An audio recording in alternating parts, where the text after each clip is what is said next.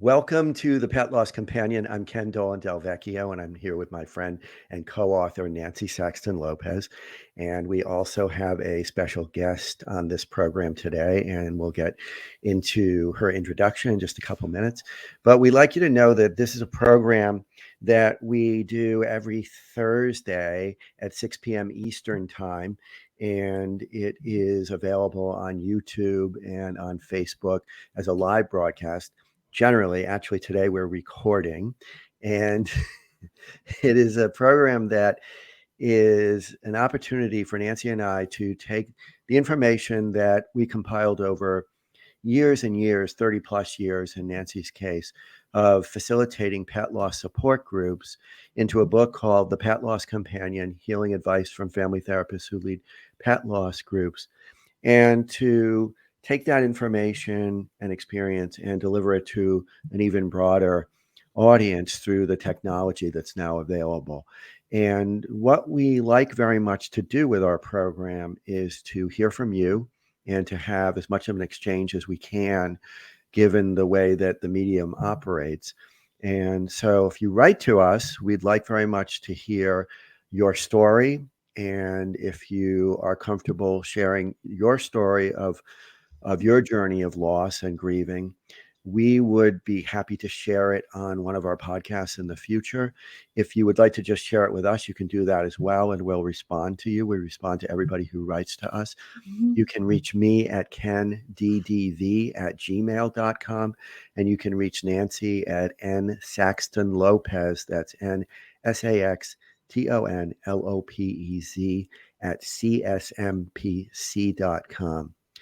A few other points: you can support our program through a gift over Venmo or through PayPal. The description underneath the broadcast will tell you how to do that. You can also become a monthly subscriber.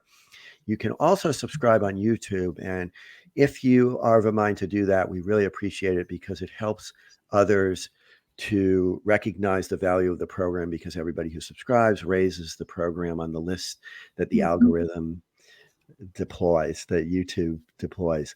So that's something that would be helpful for us and hopefully for others as well. This program is a friend of Dakin Humane Society, which is based in Springfield, Massachusetts. You can learn more about Dakin at DAKINHUMANE.org. And we'd like you to know that Dakin sponsors a monthly Zoom support group that I facilitate. It is usually on the second Tuesday of the month, and it runs from 6 p.m. to 7:30 p.m. You do not need to be local. You do not need to be in the U.S. in order to participate, and there is no cost. So you can see the link for the RSVP. We do like for you to RSVP because it's helpful to know how many people may be attending in any given session. But again, there's no cost, and you can join from anywhere in the world. And we've had very interesting conversations from people from many different places. And so I guess that's all, right, Nancy, for a start? I think so, except that we have a lovely guest here. We do. And actually, Erica lives in Germany. She lives in Germany. So, yeah, I went and had a quick dinner and came right back. And we can do that easily because there's trains and everything you need. So okay. So just to say a very little bit about her, and then she's going to tell us a lot more. Erica Messer is owner and founder of WolfiesWish.com. That's www.wolfieswish,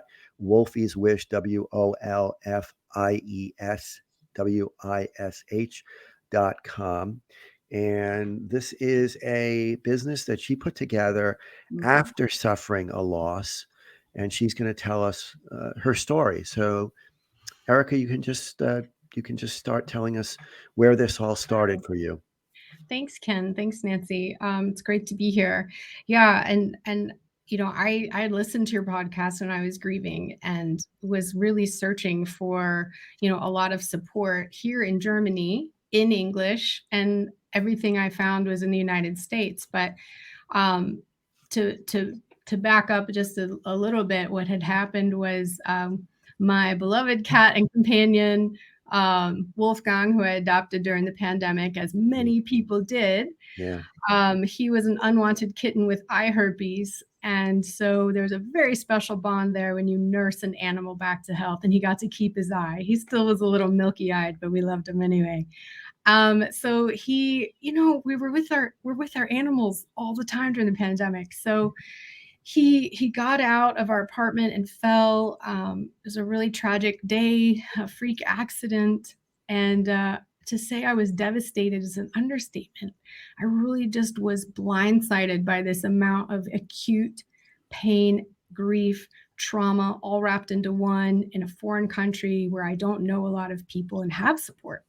So that's where I was. And I went to I knew I needed help. I knew I couldn't handle this. And the lack of resources that I found that made me feel like, oh, that's what I need, was just not there. Mm-hmm. And so through my own recovery, and I do call it recovery because that was a very traumatic experience, to watch and witness this little guy die.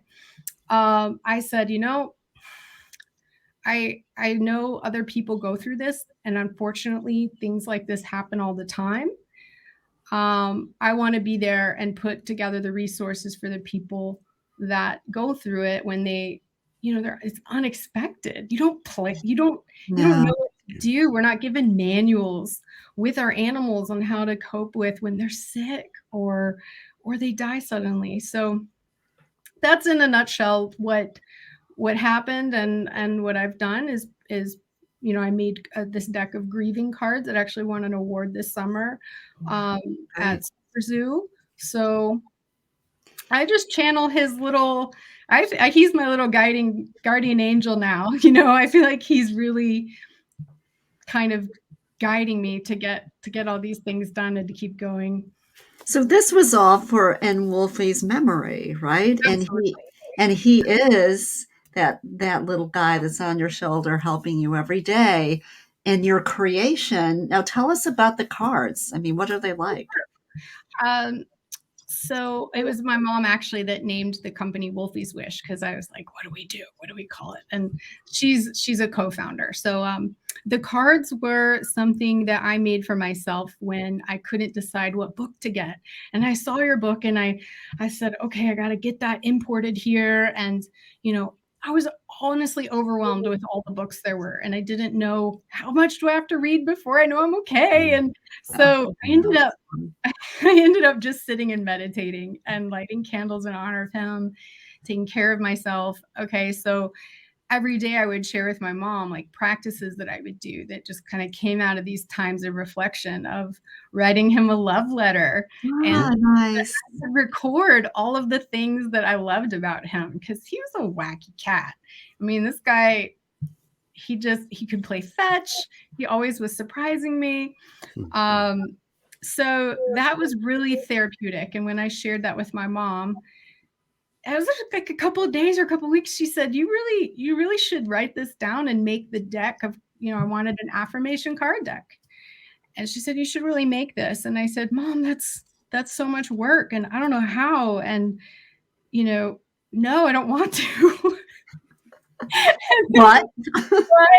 But she kept reminding me, like, well, if you couldn't find what you needed, then there's other people that can't find what they need. And maybe this will help them.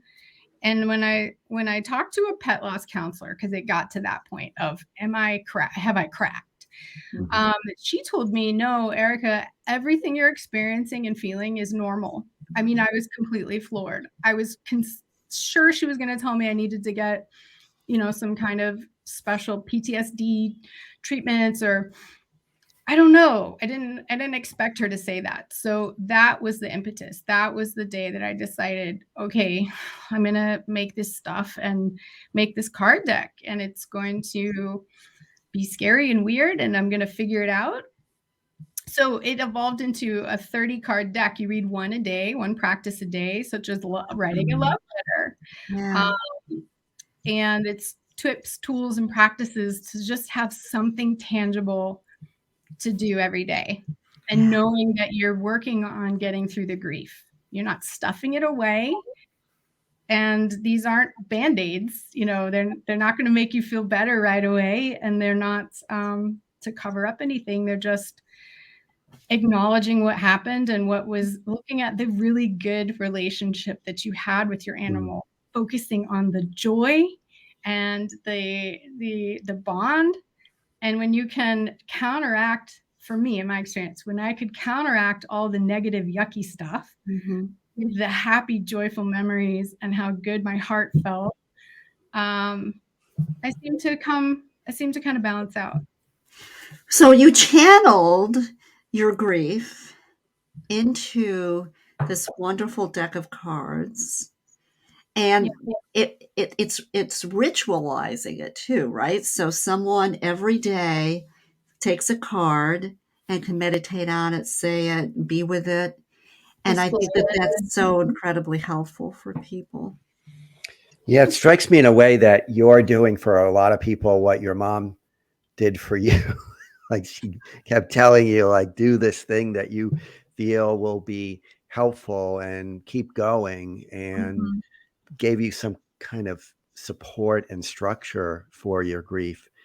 And that your cards really do that for people. That's really wonderful, actually. It's a wonderful idea. I'm also really, I'm moved to hear once again something that we go through with people who have this experience, that you said you kind of felt like you were losing it, like you were losing your mind. You were, and you go to see a counselor and they say, no, you're not losing your mind. This is normal grief. I mean, it just happens to so many people, and it's just such an extraordinary experience of acknowledgement and relief, I would imagine, to just know that this is what happens to human beings. Part of our grief makes us feel so deranged that we really do feel like we've lost our minds. Yeah, I really needed that. I needed the answer. I needed to, that's what I reached out to her for, was basically, once I trusted this person that I could say it. Am I crazy? Have I lost my mind? And she said no, and I still can't believe it. I mean, well, that's the beauty of the human animal bond, right? Yeah. You can't have a relationship with a human like you can with an animal. No. And he was your baby. He gave you such joy over all of that time that you were together. And it was a very tragic ending. And so it would be so sudden that it was overwhelming. And we're sorry about Wolfgang. Thank you. But out of that came this really wonderful, ability to help others. Yeah. I like to think of it that way, that I turned something terrible into, something that can not only helped myself. I mean, selfishly, I made these for me, but that they are helping other people. And I think that's the best thing we can do under traumatic circumstances, is give back, right? Yeah. Excellent. I want to ask you a question, and that is, because of the circumstances of your loss, and you mentioned that he fell out of a window, and you had told us that, and my son lives in Germany, as I mentioned, and in Germany they don't have screens, as you mentioned, for whatever reason. It's just culturally different. We don't have mosquitoes or anything. Oh, geez. How nice. Well, there are some where my son lives, actually. Okay. There are some bugs. But it was a friend who was visiting who left the window open. And it so frequently happens that somebody who is close to us is in some way or other connected to the loss of our animal companion. And I wonder if you can talk about how you navigated that relationship after the loss, because it sounds like you don't bear any ill will toward that person, that you understood it in a way that was very, very forgiving and very understanding. So could you talk a little bit about that? Sure, I'd be happy to. And thank you for acknowledging that. The strange thing is that was the easy part of all of this, because I know that we're human and humans make mistakes. And I know this person that was visiting and was jet lagged and had never been out of the country. And I know how my brain is scrambled when I go back and forth from the US. So for her to just ignore, make this mistake. She's a very responsible person. So I was able to just go through what had happened and went, okay, it was a mistake. I can accept what happened and I can forgive her. And I feel very lucky that I was able to go to that immediately. I did need some time away. I did need her we were planning to actually go to Cologne, ironically, the next day. And I said, I can't do that right now. Will you go without me? And she said, yeah. And I think she needed that time too, because I know she told me she went and lit a candle in the cathedral there for Wolfsale. Messaged me, and I'm crying and she's crying. And, it's tricky. We do stay in touch. We do see each other. Has our relationship changed? Absolutely. I'm reminded of what happened every time, I speak to her and talk to her. But I think if I can make it helpful for anyone else that has a similar experience, is that, I had to look at it as that it's just really practicing acceptance that this could have happened. This could have been me. We actually all had this conversation that she said, so glad it was me and not you or your husband, because you guys would not be able to forgive yourselves. And I think she's absolutely right. So, it's really how you look at things, that your perception of what has happened or is happening is everything. And it takes a lot of self-reflection. And I luckily have a lot of practice with that. And that's not to say if anybody has an experience and there's a terrible fight, we're normal, we're human. That's a normal response. It's like after the fact, how can you clean it up? How can you patch things up? How can you forgive them? How can you navigate this tricky situation, right? And it's just both parties being willing to work and be honest is all you need. Yeah, and it sounds like you've done that. I think so. I tell myself I have. I feel like I have. Talking about it again, I kind of like think about it. Yeah, okay. I mean, I've done the best I could do with what I have. And that's what we all can do, right? Yeah, I so appreciate you talking about that, because I think it's an extremely common circumstance. And again, as you said, if it's not me personally, it might be somebody close to me. We were talking before we started recording about stories where a relative is caring for a pet and the dog runs out of the house and gets hit by a car. And all of these things happen. Things happen. And it's just really important that we practice the kind of reflection and acceptance that you're describing. And it's also interesting to me, Erica, that you said that it's now sort of the way I interpreted what you said, it's sort of part of that relationship. Like it's just sort of part of the shared story that you have with that person. And how could it be otherwise? But you still have the friendship, you still have have the relationship and the connection. In fact, she tells me how proud she is that I've started Wolfies Wish. Early on, I did a GoFundMe with my friends and family to print the first edition of the cards, and she was right up there to share it, to donate. She's been part of the journey, and I know that this makes the unfortunate incident in her life makes it better for her to see. Right. She has helped move this forward. She knows what that bond is like. And so I think she feels good about it too. And that we're doing the best we can with what happened. And Excellent. Very nice. So you've won an award. What tell us about the award? Well, this whole thing has been a whirlwind. It's only been 1 year. Well, actually, it was October 29th, 2021 was when we founded it as an LLC. I just jumped in. I said, this is either going to work or it's not. So we got the cards. Then we produced them again. We sold all the first copies, produced them again. And then, we were like, how do we tell people about these? How do we get these out there? And let's go do some trade shows. Let's just bring them out to the world. And I'm kind of an all or nothing person. So I went all in and also did a Kickstarter. So anyway, ended up going to Superzoo, North America's largest pet trade show. And we entered them into this new product category and just said, let's see what happens.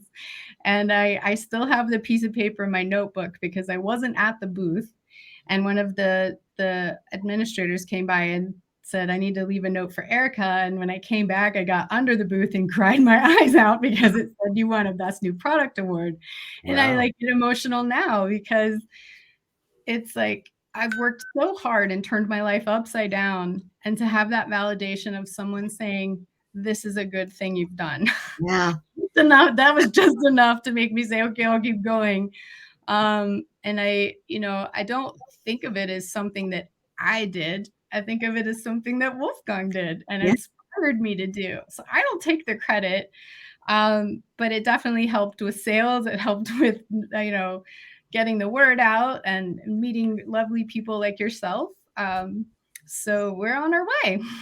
Good. Yeah. Excellent. Congratulations. Yeah, congratulations. It's so inspiring that you took your loss experience and made it into something that really is helpful to a lot of people. And it's helped and it's been a vehicle for healing for you as well. Absolutely. And also it's just been a really fun journey for me to push myself into jumping into something I literally have no idea anything about. I have a music and art background. So to go into this entrepreneurial business endeavor where we're translating it already into other languages is just it's fabulous. Day by day. It's a day by day thing, and every day is different, and it's actually really fun. And it's all for Wolfie. And it's all for Wolfie. Yeah. It's such a great to me. It's just such a great story of turning pain into something really, really positive. And I mean, you can just see the gratitude that you have. It's so palpable how much gratitude you have for this relationship and where it's moved you. It's just really, it's brilliant to see. Well, that's actually a big part of my life. And that's one of the cards is what they're two-sided. And so it says, I will practice gratitude. And on the other side, it says, and I might not get this verbatim, but for every negative emotion or thought that comes up, I will counteract it with something I'm grateful for and look at something that's going well. And it could be that, I have my favorite perfume on today. I mean, it can be the smallest thing, but it's that shifting that helped me get through the dark cloud because I've suffered from depression. I'm bipolar and I'm medicated, but I still struggle. And so gratitude is a really big part of keeping me balanced in my life. Yeah. And what as you're saying that, one of the things that strikes me too is you're not saying don't look at the negative. You're saying, of course, you acknowledge the negative, and then you also look at what's positive, what's going well in your life. And I think that's so healthy that it's not just the positive. You may have heard us talk some. I really feel like our culture is too like you always got to be focused on the positive. You've always got to be bright, and that's not reality. No. That's not reality. And what you're describing to me is an acknowledgement of pain, of distress, and then, but also, I have much to be grateful for. Yeah, and I think it's something that goes in even beyond that and pet loss grief. And that for me personally, if I start to get into this negative rut or a negative mentality, my brother a long time ago stopped me in the middle of a tailspin and said, "What's good?" And it totally silenced me and floored me for like 20 minutes and I had to process what he just did. Yeah. And I've practiced that because it really does stop you in your tracks to think, right? Whatever you're going through, wait a minute. What's good? What is going well? Because it's never all bad. right? Yeah. It's never all bad. And also to say that you're bipolar, that you're being treated for that, it's courageous and generous, and we really Yes. appreciate that. It's really Sure. a nice Well, thing to hear, because the more that we can just talk about our state of health, mental health, all dimensions of health, the more we can break that stigma, it's going to help lots Yes. and lots of Good. people, lots Thank and you. lots of people. Absolutely. Definitely feels risky saying it, but again, Yeah. it's I think important, and it's Yeah. also part of my story and my journey that Yeah. I had to be really careful because of that. Yep. And how I handled my grief and sudden trauma. And I also, I don't drink any alcohol or do any drugs. So I had to go through this just hard. I had to go through it. Yeah. And I just want people to know that they can do that too. They don't have to struggle with the same things that I do, but you can go through pet loss grief or any kind of grief or trauma if you get the help you need. Yeah. And that's another thing that Excellent. Very good. Very you're nice. really punctuating, that you Mhm. have accepted lots of different kinds of help. And we hear that from a lot of people, that they're benefiting from various kinds of help, Yeah. whether it's therapists, whether it's online Online. groups, Yeah. whether it's databases where you can post remembrances, all of those things. And yeah, I remember you talking about your mother, like talking to you every day and kind of nudging you, like we need that when we're in the pit of grief, right? We need other people to be checking in on us and giving us some encouragement. It's just a great story. Yeah, Yes. you really, sorry, I really do need people that you can count on to Yep. tell you the truth. Yep.